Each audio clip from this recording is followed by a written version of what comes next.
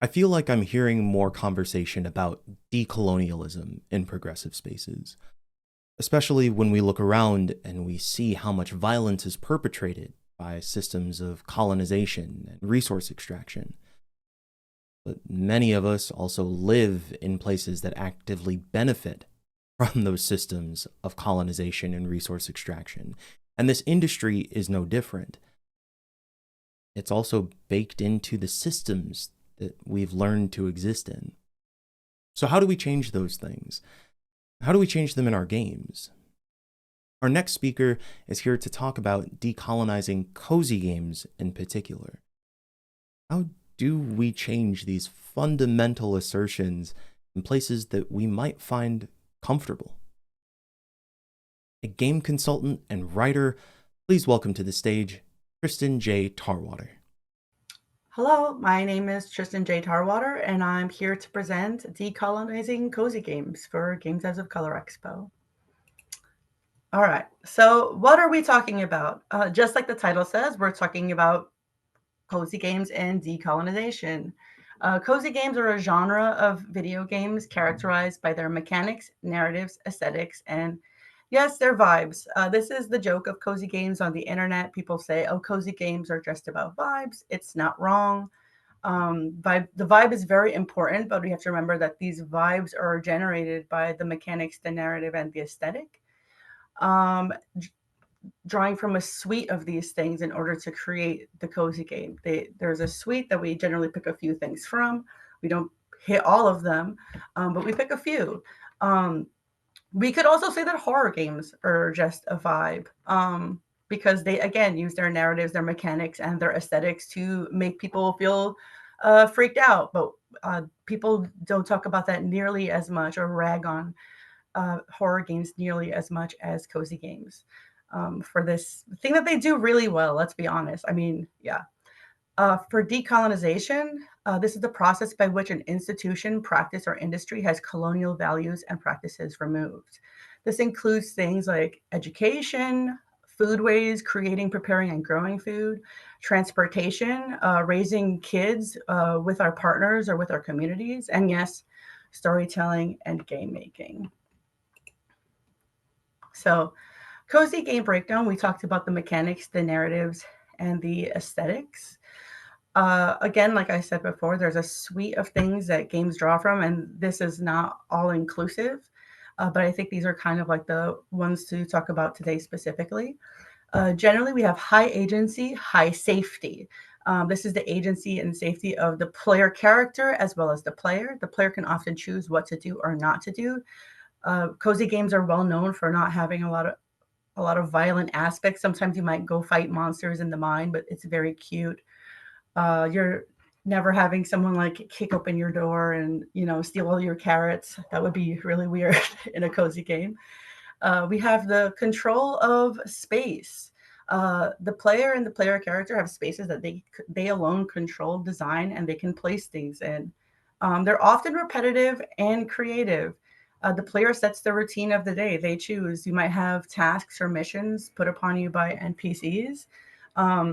There's a lot of, press the A button to build a chair, press it more times to build 10 chairs. You can speed it up. Um, and when we're talking about creative, we kind of mean a little bit more in that you are creating things more than you are, novelizing and creating new things. There is also kind of I was thinking about it, a shocking amount of automation in cozy games, which is really interesting, especially as we're talking more about um, AI and tasks and things like that. But that's probably for another talk, not this one. Um, they're also at a very slow pace, at low urgency. Timed quests do exist typically in cozy games, but the nature of the game is kind of you do things the way that you want to do it, and the mechanics of not doing these games don't put you in like an ultimate fail state. Maybe you'll lose some friendship points, or more likely, you just won't gain the friendship points that you were going to get with the person. Mini games might be timed, but these just are just meant to break up the kind of chill pace of the game. There used to be more urgent matters in cozy games. I remember in Harvest Moon, uh, you were given a chicken, and if the chicken died, the person who was in charge of the chickens like really just like reamed you out and being like, how could you let this chicken die, like how dare you. And I remember being like very at that part of the game. But I haven't seen that in a while. I think too many people got freaked out about it, and they stopped doing that in these types of games. um, let's talk about narratives. Usually in these games, the story is you're some kind of low stakes chosen one. You're more of a Sam than a Frodo. You're not saving the world, you're saving a town, you're improving an area like a park, you're arranging furniture in a very small space and trying to make it homey. And you're definitely the one for the job though. It is definitely you. It's made very clear from like the first 5 to 10 minutes of the game that you are the person who's doing this. Um, there's also relax via routine. Relaxation is for the player, but not necessarily the player character. Your little guy is running around for hours and hours on end, building sheds and growing carrots and cauliflowers, and you're sitting on the couch just kind of hanging out and counting your things. It's familiar and it's comfortable. There's usually some kind of community NPCs to talk to help you, people who are rooting for you to succeed. Um, Drawing back to the control of space, you also have your own space. The player is given space to control, given a home or to expand your farm, or maybe you're the mayor. You're in charge, basically. There's also often a return to something. So this ties into the nostalgia kind of as an aesthetic, but there's often a return to some idea of a former glory or stability or an equilibrium.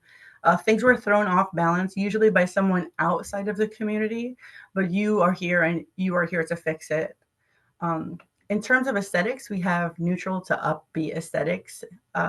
Also, the visuals and the sounds. You don't usually have, you know, things screaming or loud buzzers in these types of games. Everything is super cute. A lot of really great art, pixel art, a lot of really great 3D art in cozy games. You just want to have a little stuffed animal of your sheep and things like that. You want to put a little hat on them, or dress people up like a maid because that's the best thing ever. They're very nostalgic back to this kind of like simpler, quieter time. And there's usually plants and nature in abundance. You don't have a lot of cozy games that are set in outer space. And even if they are, there's usually a huge emphasis on the plants and the farming in them.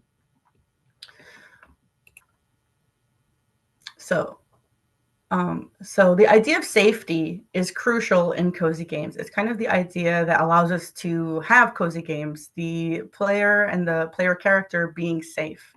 The hunger, the thirst, and the shelter of the player character are all satisfied. And again, it's safe because of the mechanics and the narrative of the game. This isn't a monster game. No one is hunting you down. You're just there to kind of like help build something. And because these things are all satisfied, the idea is that the player and the player character can then start meeting these other needs of connectedness, self-reflection, and mastery. However, unlike hunger, thirst, and shelter that are really easily defined, safety is not. Because what feels safe to different people in different circumstances is not always cut and dry. So, if cozy games are meant to feel safe, who are they safe for?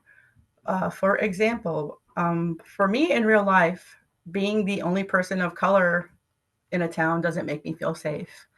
However, being able to blast salsa music in my house does, or hearing frogs at night does make me feel safe. Um, we're making games for big audiences, and we don't all face the same dangers or threats in real life. And what is familiar is going to be different from person to person depending on their cultural backgrounds. If safety is built on familiarity, we have to think about culture in a deep way to make cozy games hit for more audiences. A really good example of this, I feel, is Venba. Um, that's the cultural background that is shown in Venba is not my cultural background, but the idea of playing music when you're cooking and freaking out as you're trying to make a recipe that you really want to make really resonates. It really hits. And I think it does for a lot of people. I've seen people play this game in groups and seen people in the chat talking about it. Um, It is possible. It has been done, but we have to really think about culture and take it seriously. Uh, Moving on, though, we have decolonization and decoloniality. It's time to be a little bit academic. So, decolonization is often framed as an undoing of colonial influences and structures. It is also a creative process of imagining what cultures would look like if not disrupted by the exploitation of colonialism. I want to focus on the word creative here because decolonization is different from nostalgia, which is more of like a thought experiment, usually of something that is idealized, I would say. And I would say nostalgia is also weaponized by capitalism. Decolonization is actually about the future. It's about filling in the gaps of what could have been and doing that together. We also have decoloniality, or in Spanish, decolonialidad, which is the process and practice of rejecting Eurocentric ways of knowing and being. It was coined by Aníbal Quijano, who was a Peruvian academic. This concept acknowledges how different concepts of the cosmos influenced knowledge acquisition, information storage and transfer, and ideas of the self. We have to remember that our workflows and our businesses that we all work for were built by colonizers and their descendants, and they're meant to exploit and to extract. So if you value Wikipedia over knowledge from elders, that's going to affect how you make video games and how you're going to run your business and how you interact with people. So now, colonialism and cozy games where? I'm sure at this point in the talk, maybe some of you have already come up with ideas of where colonialism exists in video games and also imperialism.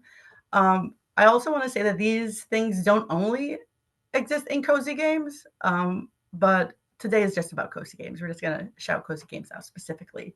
So, for example, where do we see colonialism? So many white people. This is true in all games, but especially in cozy games. I think there's a lot of animals in cozy games as well, more than people of color. But that's just out there, and I'm sure we're all aware of this. But there's also the idea of the outside individual who saves the day. The idea that the people who lived in a place for decades, who know the area, who know the land, who know everyone that's there, and then the idea that they don't know how to use their resources well, and they can't fix their own problems is a colonialist narrative. That idea has done a lot of harm in real life, and we see it playing out in cozy games as well. The land is there for the taking. You can take and take. Things replenish. Things never really lie fallow. The flower will always come back. It's just the land is there to generate things for you to take. Corn and wheat make number go up. This is kind of about two things. It's about the types of plants and farming that we see in cozy games and how food is perceived. We see a lot of, first of all, the fact that you can grow every kind of food on your land is really interesting. And we see things like corn, wheat, carrots, cabbage. There's a big wide world of plants and foods that people eat to sustain themselves out there, and they're not always really represented well in these games. Also, the way that food is perceived, it's usually given a numerical value that helps to fix your energy or your HP, and that's not really what food is all about. Food is about its connectedness to the land, what it represents. It's about the history of the food being prepared and being shared by people. There's way just more. I don't know. I associate food and vegetables and growing things with love, and you don't always see that in cozy games. Um, we have nuclear family or two generation families. This is also really common. You don't see as many aunties or uncles. You don't see as many ancestors. You don't see multiple generations always living in a house. You might see two generations max. And we see a lot of families with maybe like one kid. And I understand this and some of the things I've said before has to do with the constraints that we have in video games. We have only so much bandwidth and time and resources to do these things. But when you're thinking about making, the little family that lives next door, maybe take into consideration what they can look like. We have monochronic structures, 4 seasons, and the Gregorian calendar. This is about timekeeping and how we perceive time. Not every culture cares about punctuality, and the pace of cozy games is typically slow, but we don't have to break the day up into hours at all. There's also kind of the issue of the 4 season year, especially in games with farming. I'm here in the United States, and most of the United States doesn't have what we think of as the 4 seasons. We teach every little kid about the 4 seasons, but that's just not the reality for many people here or all over the world. And of course, the climate affects the kinds of foods that you can grow, the kind of activities that you can do, and other kind of things that are going to be in the culture that you create. I live in Portland, Oregon, and I mean, how many seasons we have is up for debate. Right now we're in summer, but it's been feeling like spring the last few weeks. We have like wet and dry. I would love to play a cozy game just set on a tropical island where it never snows. Honestly, I would like to never see snow in a video game again in my life. I'd love to play that. Um, we also have conveniently ancient civilizations. You can't displace something if they're not there anymore. Am I right? We can put their things in the museum, but you don't have to actually talk to the people about it. You can decide what the things are for, what they meant, and what it was meant to do. But you have no one to talk to about how do you feel about this? Who made this? Somebody made it, but I guess you don't usually know. Something that's kind of interesting is spirituality is silly, and I understand why. This is for a good reason, because a world where like Krobus and Jesus exists would be like really wild. We're getting into the kind of like Cars Pope situation. But we have to also remember that spirituality and religion are really important for many people, and it's one of the ways that people talk about how they understand and perceive the world and themselves. Without spirituality and religion, you can sometimes then lose touch with the past, and how people connect with each other and how they deal with things like grief, happiness, celebrations. So, without spirituality or religion, you kind of it's a tool in your tool belt that you're kind of just putting aside all the time, and it can be really interesting to explore things like that. There's also just straight up racism sometimes in cozy games. Again, not just cozy games, but it's just something that happens. How can we decolonize cozy games? It might seem kind of obvious from the list that I just read, some things that we can do to decolonize games. But instead of giving a list of things to do, instead of depositing knowledge, as Paulo Freire would say, who was a very important academic who wrote about decolonizing education, I thought instead I would post some questions that we can talk about and think about with our community members. Um, our fellow people who we work with in games, our friends that we game with, our friends outside of work, unrelated to games, maybe. What does safety mean for the audience we're trying to reach? Remember that safety is tied to familiarity. So we're trying to tell the player and the player character what is expected, and that they can feel safe and welcomed in this community. Also, I want to point out that what is in the base game is really important.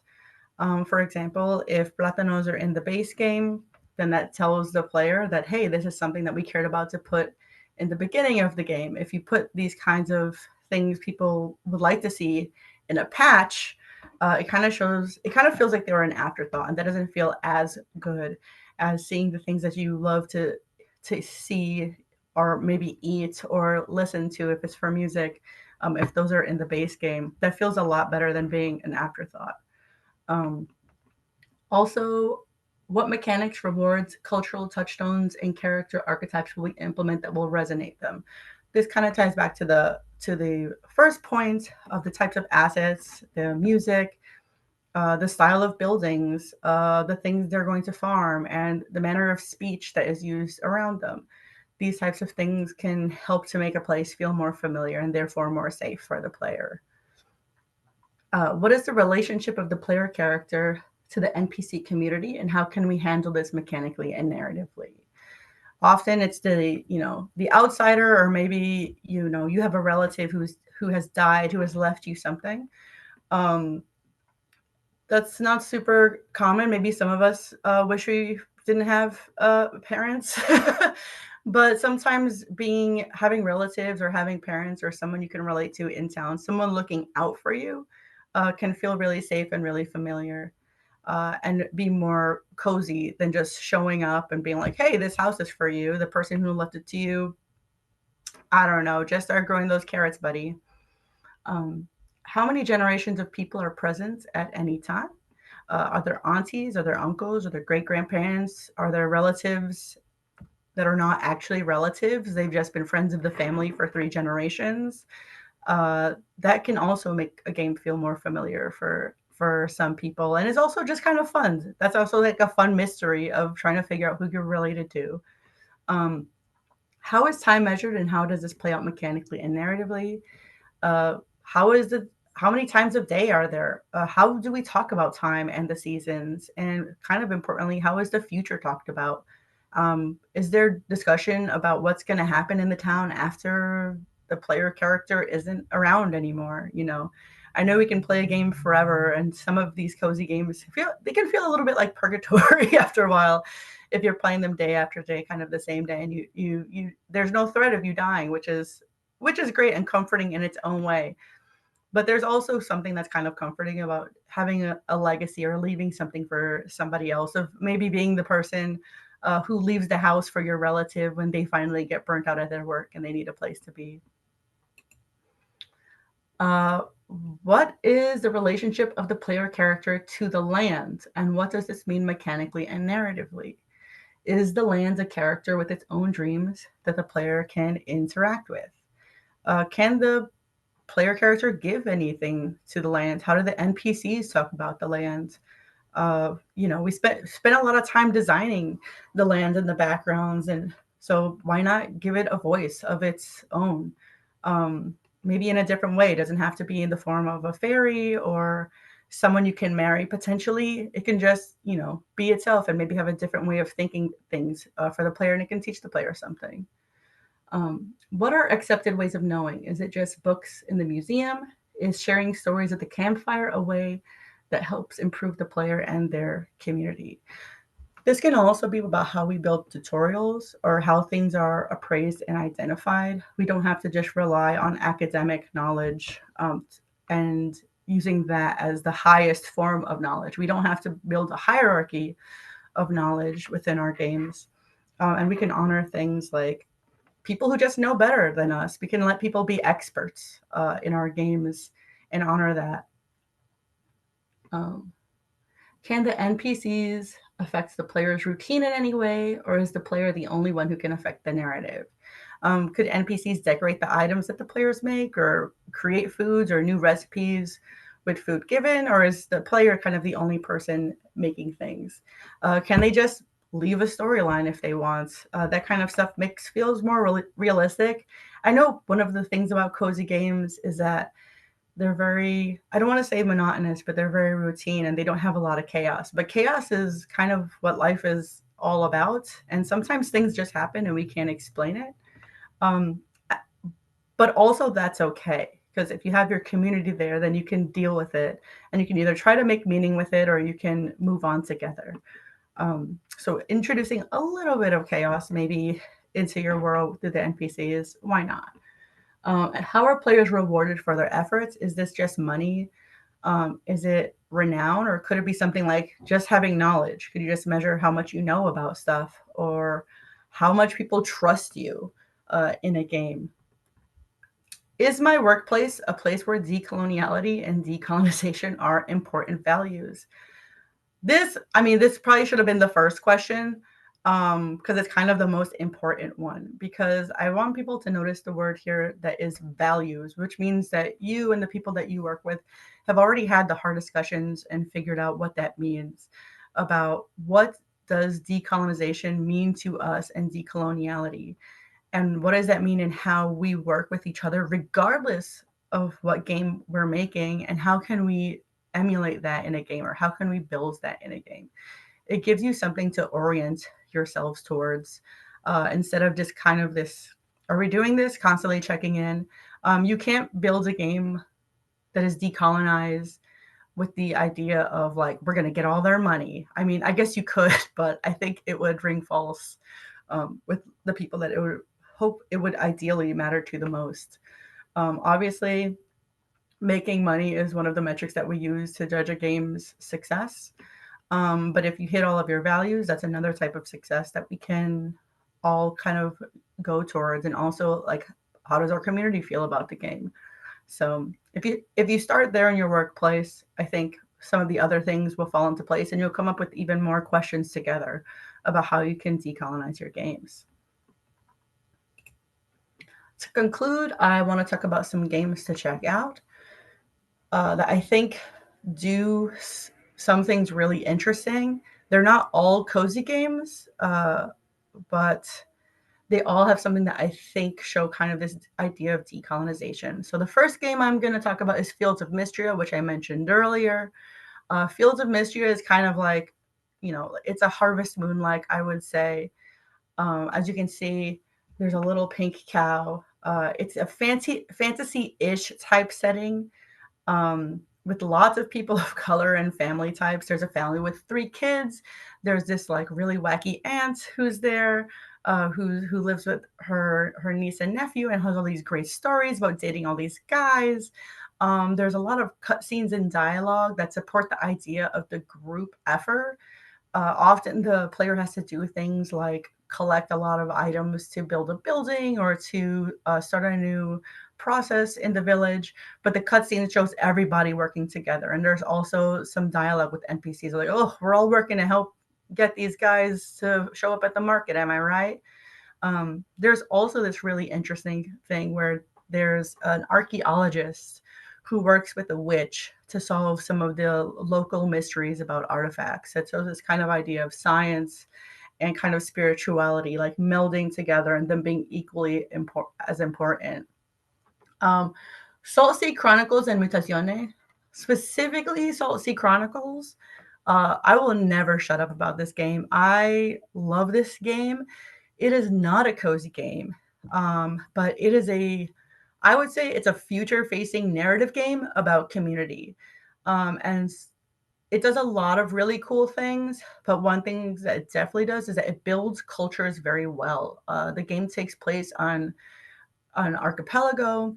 So you have all these really small communities, and because of the technology that's there or the people that are there, each island is a little bit different from the other one. And the people are different and they have their own kind of lexicons, their own traditions, and things like that. And it's really cool. Another thing that Soul Sea Chronicles has that I think is really neat is it has a card game that you can play. And it's a kind of game where you have a partner across from you. There's YouTube videos about it. You can watch it. But what I think is most interesting about it is that this card game has variations for each island that you go to. Each island has its own other rule that you have to know about when you're playing the game. And I think that's really interesting. I think that's something that's really true about culture. And seeing that in cozy games would be really interesting to have like more mini games that are tied to the culture of the place. Tales of the Shire. This is the Hobbit game that has recently come out.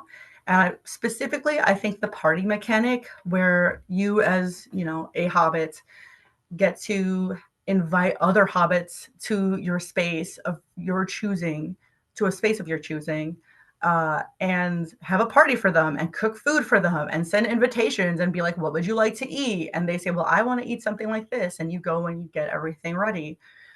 Food is a huge part of every culture. How we think about food is really important. Um, and the values of preparing food is also really important. How we show care for people by doing that. I think it's really interesting and cool that they have it. And more games should have having meals with other people instead of just throwing it in the box so that you can get money for it. Um, but and also Wanderstop, which I think a lot of people probably would have thought about. Um, Wanderstop kind of it goes without saying, but Wanderstop kind of is like you can't to do list your way to a complete sense of self. A lot of cozy games are really task oriented, where you're just completing tasks to do things, but that's not really building community, and that's not finding out necessarily more about yourself. You're finding out that you can follow a list, which is important, honestly. There's definitely been days when I couldn't follow a list, and I've definitely thought of myself in certain ways because of it. But it's more about, hanging out with your friends, realizing more things about yourself, who you are to different people, what you're able to do together. That is important. And Wander Stop kind of shows that you can't just, you know, check off the box. I'm good. That's not how it works. So I guess I would end this by asking one more question. But I guess, how do you say cozy in the languages that you speak? And where do those words come from? What are the etymologies? And what does that inform what we think of as a cozy game? For example, in Spanish, one of the words for cozy is acogedor, which derives from acoger, which means welcoming. We can also say intimo, which is a cognate of the word intimate. And both of these words, I would say, are about orientation towards a place or another person. So, how are we welcoming people into the worlds that we're building? And how do we continue to help the players always feel like they belong in the community? And this community, of course, includes not only the people, but the land and the stories that we build together. So, if you're interested, some of the resources are the essay Cozy Games, or rather the study Cozy Games by Lust Garden. You can also read Values at Play in Digital Games by MIT Press. It's a really great book. I highly recommend it. I want to say special thanks to Cameron Wilds, Kim Belair, and James Wright for always making working in games feel like home. And I want to say thank you to GDoc Expo for having me, and for all of you for coming to my talk. Let's keep it welcoming, okay? Thank you so much for that talk, Tristan. I gotta admit, I felt a little uncomfortable thinking about some of the ways that some of my favorite games might change. Would they maybe not be as easy, not be as quote unquote fun? But talking about decolonization is not necessarily about more fun or easier. It's about finding deeper, more meaningful connection to ourselves, people around us, to the land that we live on. It's about connecting to heritage and community. Fundamentally restructuring our relationship to food, to people, to time itself. I mean, that's all pretty big stuff.